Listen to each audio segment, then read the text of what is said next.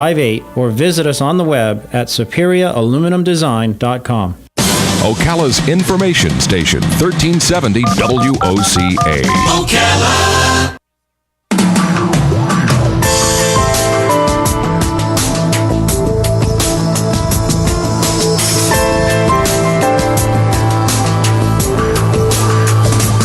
All right, 5 minutes after 10 o'clock. Thank you for tuning in. Robin, the main piece in Epcot is called Spaceship Earth, right? Yes. Spaceship Earth. All right, I want to tell you something that I remember from that ride years ago. I remember riding through that ride. I might have the wrong ride, but anyway, I remember riding through this ride in Walt Disney World. I think it was in Epcot, and you're sitting in this slow-moving seat, and you're looking at things in front of you, and you're seeing this beautiful future where once had been deserts and now there are farms, where once people had been walking down into coal mines and getting dirty and pulling up the coal and providing energy. Now in the future it would be these very clean environments for people who do the same thing ultimately, which is to provide energy for the rest of us. Mm-hmm. And it was one of these great, amazing, wow, can't wait for the future moments, you know? And it was... Gosh, I haven't been to Disney in a couple decades, I don't think. So it was a long time ago. And the irony is, here in the state of Florida, we saw that, and yet the state of Florida, while we have some energy jobs, clean energy jobs, we don't have as many as we could. And I don't know if that's a political thing or not, but I know somebody who does know. He's on the phone. Bob Keefe is on the phone. Bob is the Executive Director of Environmental Entrepreneurs, also known as E2, I think. Mm-hmm. He's a guest speaker at the Climate Science and Solutions Summit that was held October 6th and at Eckerd College in St. Pete. And he's going to talk to us about a new report called Clean Jobs Florida, Sizing Up Florida's Clean Energy Jobs Base and Its Potential. Good morning, Bob Keefe. Good morning, sir. Hey, good morning to you, Larry, and to Robin, and thank you so much for having me. Where are you? Where are you calling from? I am in dreary, rainy Washington, D.C., wishing I was with you guys in Florida right now. Oh, it is pretty nice right now, yeah. Yeah, I know it is. Did you ever ride that ride that I was talking about? You know, I did probably 20 years ago myself, Larry. Yeah. You know, I lived in Florida for about 10 years, and I made it over to Epcot every now and then. But I'll tell you what, here's the deal. That story is playing out in other states. Unfortunately, it's not playing out in Florida. And is it political? Is that the reason? I think it's less political than it is just good policy, Larry, and here's why. When you look around the country at the places that are deploying the most solar, the most renewable energy, and frankly doing the most on energy efficiency, it's states that have good policies in place to grow and nurture that industry, and it's working. And it's not just working in California and Arizona and Nevada and so forth. It's working in places like Massachusetts and North Carolina and Georgia. Most of these states have strong renewable energy portfolio standards that require utilities to get a portion of their energy from solar or wind or other renewable sources. Florida doesn't have that. Most of these other states have a decent energy efficiency policy that encourages building owners and cities to reduce the amount of energy they use and replace it with renewable energy. Florida doesn't have that. You know what? Florida doesn't even have what's called a third-party sales arrangement where solar companies can come in and sell you solar panels or lease you solar panels on your roof. You have to go through the utilities, and it's a bad policy. All right, so let me stop you right there, just so I can squeeze in a question. You said you have to depend on the utilities. That's where I'm always confused about the whole clean energy thing. If Florida had gone the direction of the other states you're talking about, would my life be different in that A, I would have solar cells on my house, or B, I would be paying the same utility company, but they would be making energy in a different way? Well, you'd have two different options. You could generate that energy yourself with your solar panels, and if you have something called a net metering policy, you actually sell it back to the utilities. There are places around the country where, as crazy as it sounds, this go back to your Epcot analogy, Larry. You know, there are places that have net metering where you look at the electricity meters on houses and they're spinning backwards. Those homeowners are selling electricity they generate with solar panels back to their local utility.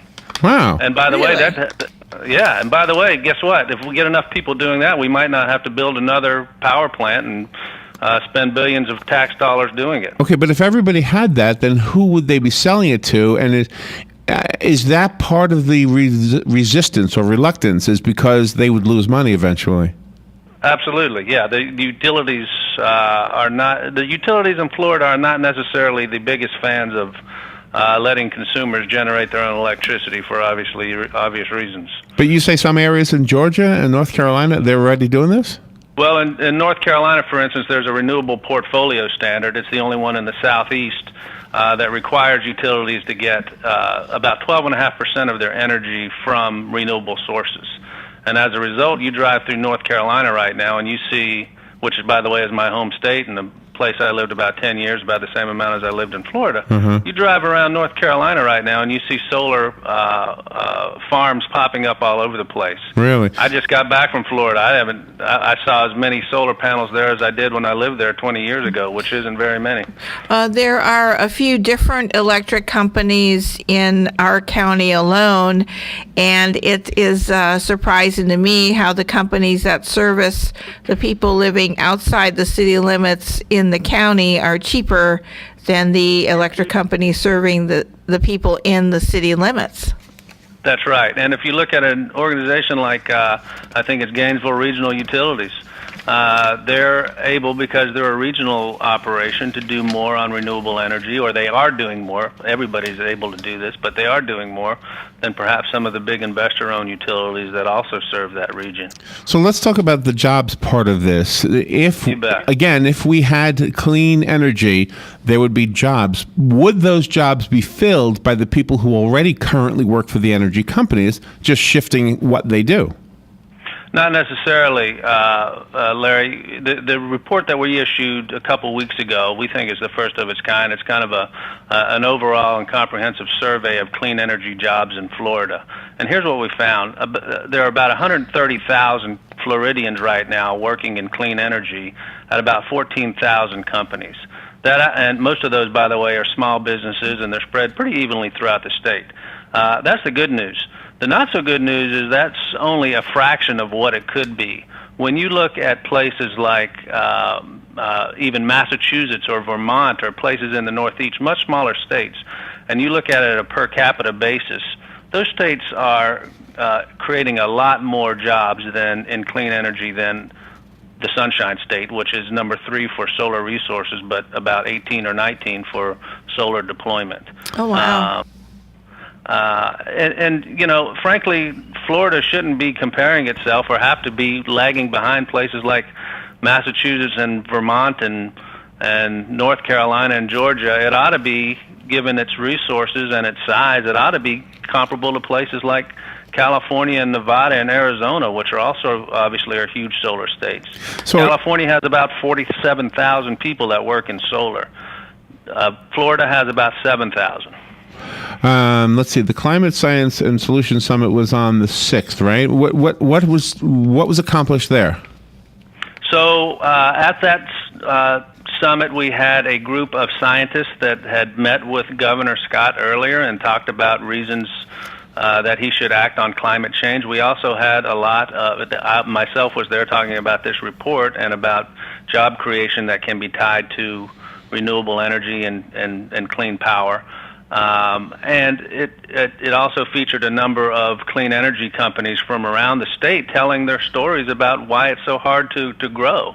Oh, really? One example, if I could, Larry, let me give you one example. There's a company called Wind Turbines and Energy Cables Corp, or WTEC. They're based in Tampa.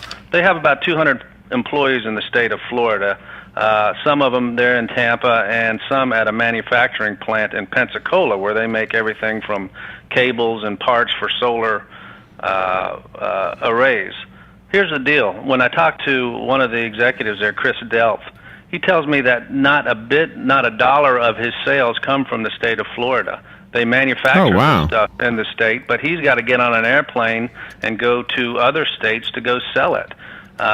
Because the demand in Florida is so relatively low because of the lack of policies. Wow. So I want to find out more. We have to take a little break here. I apologize for that, but we'll be right back. Bob Keefe is on the phone. We're going to continue our discussion about clean jobs in Florida, clean energy jobs that we could have right now. Maybe there's some policies that we can write some letters and maybe get some changes, and we'll be right back to talk about that after the break, and we'll do that right now. The weather is brought to you by myfwc.com. Safe boating is no accident. We'll see sunshine dimmed by variable high cloudiness today. The high temperature 81 to 85. And partly cloudy tonight. Lows will range from the mid and upper 50s in some of the northernmost part of the zone to about 66 on the coast. Tomorrow, more sun than clouds, high 78 to 82. And on Friday, times of clouds and sun, the high again 78 to 82. From the Florida Weather Center, I'm meteorologist Joe Lundberg.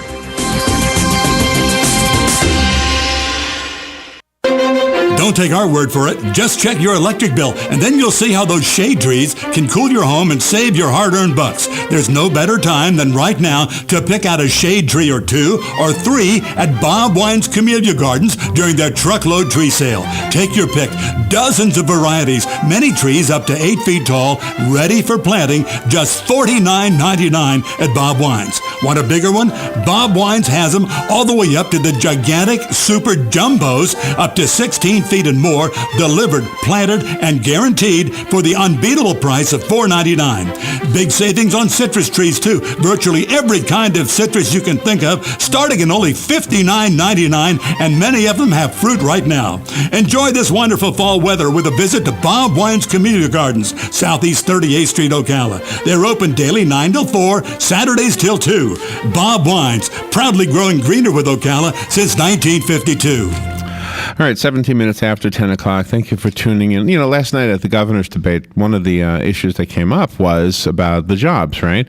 And so if we could bring more jobs into the state with new industry or new technology, it's a win-win for everybody, especially if it's providing energy in a different way than what we've been doing before, and it's a little bit cleaner.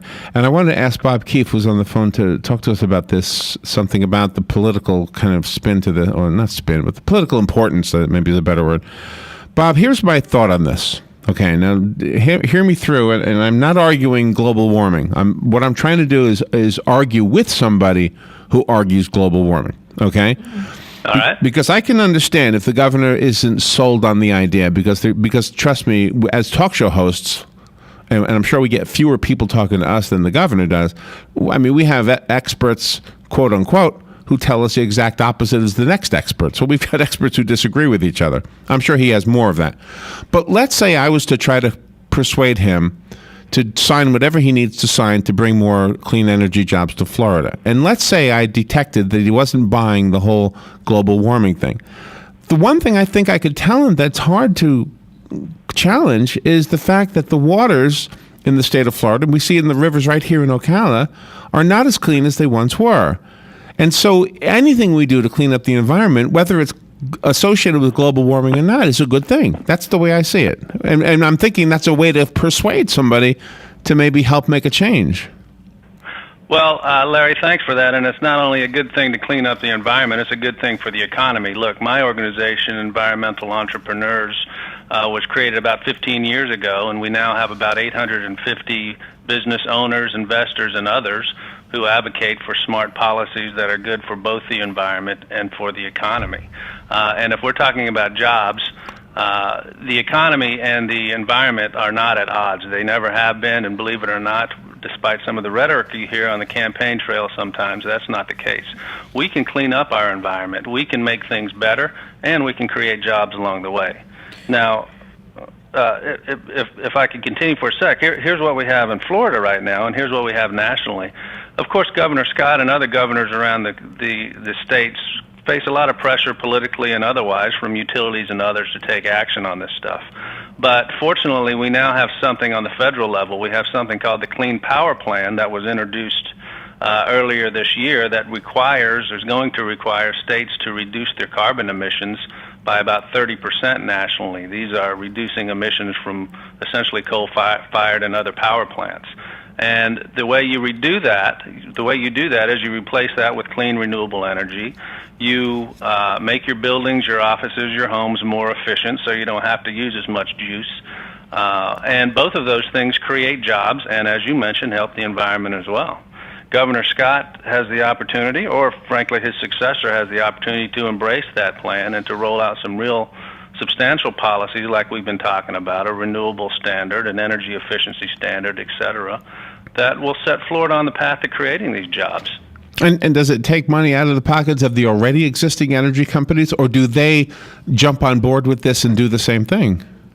Well, it depends on which ones you talk to. There are a lot of utilities that are embracing this plan and saying, hey, this is no problem, we'll meet it, and we'll meet it gladly, because they see the economic costs of continuing to rely on coal or even natural gas, and the exorbitant cost of things like nuclear. They see the cost of solar that has come down about 80% in the past 10 years or so, including about 13% last year alone. And they realize, when you look at any poll in the country, this is what people want. They want a cleaner environment. They want cleaner energy, and they don't want to keep digging up coal and drilling for fracking for oil and burning it up. Right. Is it completely solar, or is it a mixture of solar and wind, and is there any fuel that's drilled out of the ground included in on it? Well, a renewable portfolio standard, the utilities would have to get their energy from renewables, which basically means solar, wind, or biomass for most intents and purposes. Biomass means garbage, right? It means garbage. It means switchgrass. It means wood shavings, etc. Okay. Wood waste. How does the diversity of the new hires affect the clean energy industry? Because you've got everything on the list, from veterans to women to ethnic and racial minorities.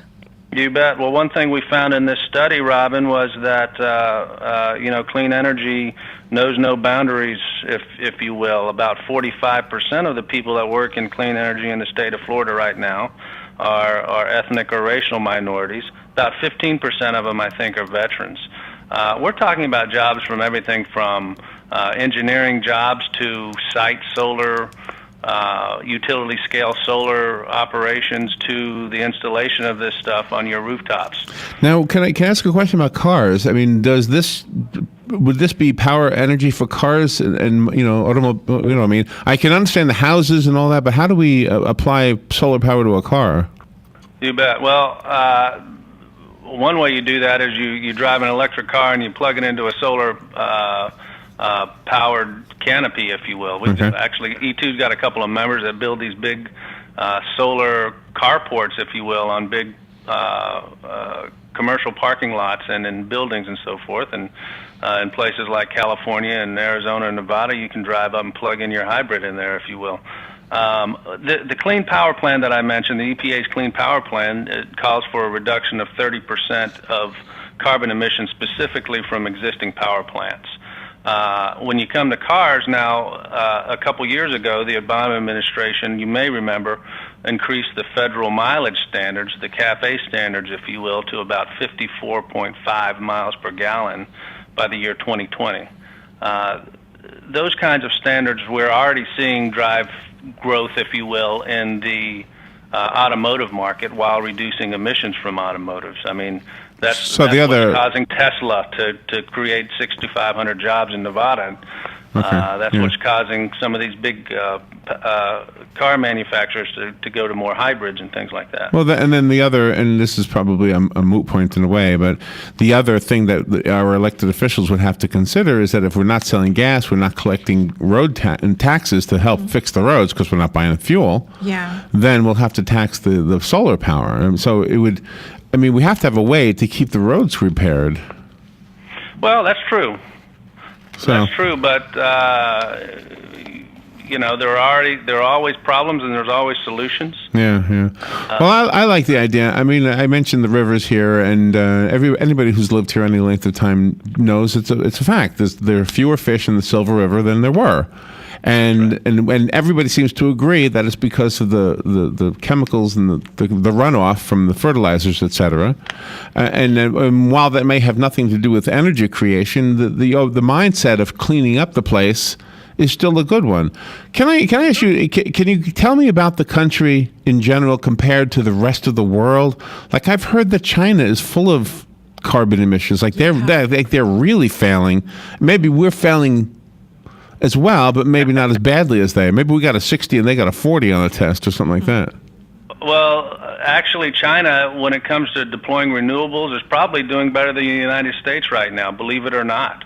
The problem in China is that it's just growing so darn fast and adding so many people that it continually needs more power. So even though it's rolling out more solar and other types of renewables, it's also rolling out more coal-fired power plants, which are creating more emissions. But look at other countries. Look at Germany. I mean, Germany gets something like 40 to 50% of its energy right now from solar. And I can tell you that the sun doesn't shine any brighter in Germany than it does in Florida, Larry. Are there any incentives given to businesses that will produce clean energy jobs from a state level to a federal level? Well, on a federal level right now, we have something called the production tax credit for wind, which gives companies a incremental credit on their taxes for every gigawatt of energy, essentially, that they create through wind.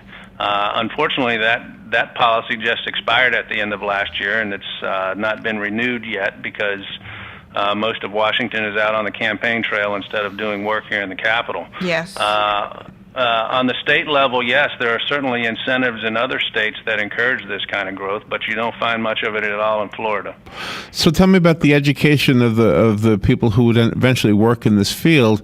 If we have students in college right now who want to work in this field, will they end up working out of state because we don't have as many jobs, or are those courses not even available here in Florida? Well, I think some of those courses are available in Florida. But when you look at the job growth, it's not in Florida. Again, with the right policies and some concerted effort to pay attention to this huge opportunity in Florida, there would be a lot more jobs that could be created there. Yeah. Well, it sounds like something that'll probably happen eventually, and are you looking at the elections? Is that an important? I mean, right now we're 2 weeks away from either keeping the same guy or getting the old guy. You bet. Yeah, right. Does it? Former governor or the former governor? Huh? Yeah. I mean, is there something you guys are looking at and keeping your fingers crossed? I mean, do you have your hopes that Scott will? Well, we're certainly keeping our fingers crossed that whoever takes office, and we are a nonpartisan group, so politics we try to stay out of, but we are keeping our fingers crossed, of course, as anybody that cares about this stuff, that the leadership in the state of Florida and in every other state of the country will start to embrace some of these policies and support the federal Clean Power Plan that really sets a roadmap to make some of this stuff happen. So what's going to happen to the power plants that are already in existence and then they are shut down? Will that piece of land be able to be used for something else, or will they convert over to the solar power and things like that? Well, I don't think you're talking about any power plants being shut down, Robin, because the fact of the matter is Florida needs this energy, and as it continues to grow, it's going to need that energy. The thing that these power plants can do is make themselves more efficient, if you will. They can clean up their emissions. They can switch to more efficient sources of energy and less emitting sources. If it's coal, they can switch to natural gas. And if they're on natural gas, they can make those plants more efficient. And guess what? Just like renewables and energy efficiency, that creates jobs and drives economic growth as well. That's why we're so supportive of this Clean Power Plan that will set the states on the road to action, hopefully. Just to conclude, and kind of, I guess you figured this out about me already, that whether we have global warming or not, I'm not the guy to ask, but I definitely can see a need to clean up the place, and I think we're doing an okay job. I see it improved. I know the Hudson River looks a lot better. I don't know what they did, but it looks a lot better from when I was a kid. Thank you for being on the air with us, Bob. Do you have a website you can leave us with? Absolutely. I'd love for your listeners to check out our report at www.cleanjobsflorida.org. Okay. And you can also go to e2.org to find out more about Environmental Entrepreneurs, my organization. All right. I'll check them both out. And the websites have already been put on Facebook for our listeners. Bob Keefe, thank you so much Hey, thank you. I really enjoyed it. Fox News Radio. I'm Lillian Wu. A man believed to be a Liberian national being monitored at a New Jersey hospital after screening at Newark Liberty Airport. Also, the photojournalist who has recovered from Ebola, Ashoka Mukpo, is set to be released today from the hospital in Omaha, where he was treated. Fox Radio's Tanya